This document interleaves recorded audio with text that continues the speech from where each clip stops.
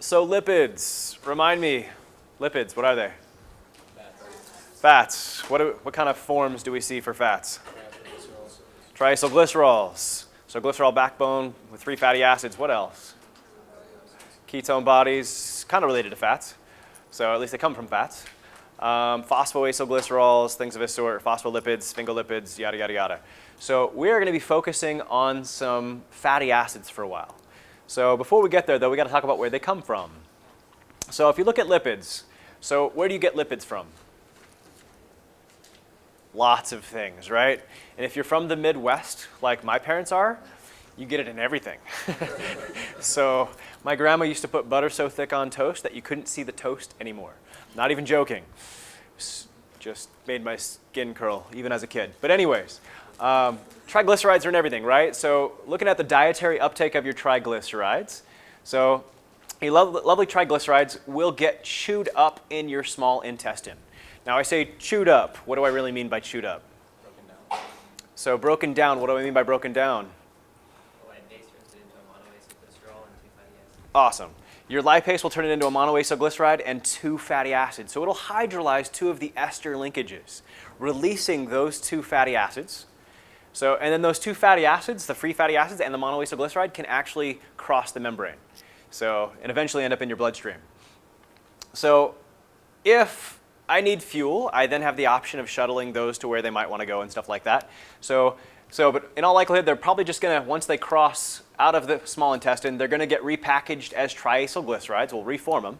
Key is triacylglycerides can't get out of the small intestine intact. They got to get broken down a little bit first. Where are those reformed at? The liver? So your triacylglycerides, great question. Where are they reformed? Is it the liver or lymph? Or? They, Right inside of the. I was going to say, I think it's right inside the bloodstream at the chylomicrons.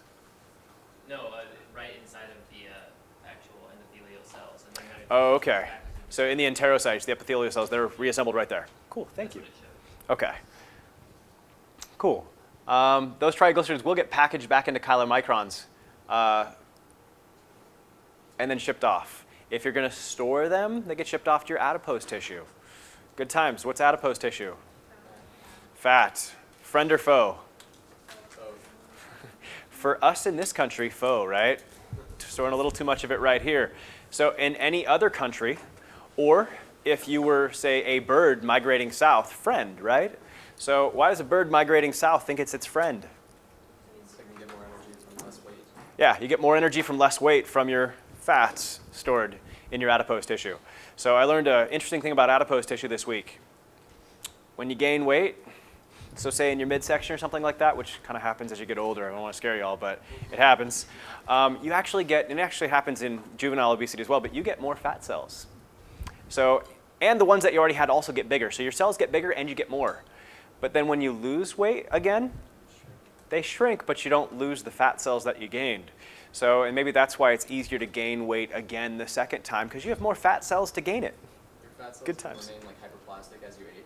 I thought it was just like there was a certain amount of time. So, I mean, all cells in your body are probably going to die with some sort of, time scale and stuff like that. But the point being, though, is that when you lose weight, it's not a trigger for excess fat cells to die or anything like that.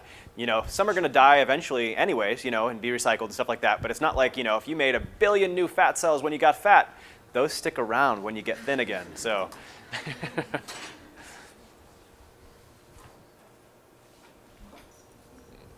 So you got this fat being stored in your adipose tissue. So, and it's being stored as triacylglycerides. So there are lipases in your adipose tissue as well, which could convert this, break it all the way down into your glycerol backbone and your 3 fatty acids. So it hydrolyzes all 3 ester linkages on your triacylglycerols. The glycerol, so 3-carbon triple alcohol, can be shuttled off to the liver and take part in either glycolysis or gluconeogenesis, whichever one is needed at the time. So, and then your fatty acids, can then be broken down into acetyl-CoA, and participate in the citric acid cycle to release a boatload of energy, as we'll see. I say as we've seen. You've seen it already, but as we'll see again here shortly today. So if you look at your adipose tissue, so those lipases are triggered. What kind of things can trigger those lovely lipases? In fact, let me see if it's on a slide. No, it's not. What's that? Glucagon? So, and for sure, glucagon or epinephrine. Glucagon and epinephrine often have a lot of similar effects. So, yeah, you can turn those lipases on with either glucagon or epinephrine. So, or with prolonged fasting, those might get turned on, things of this sort, and possibly through glucagon or epinephrine.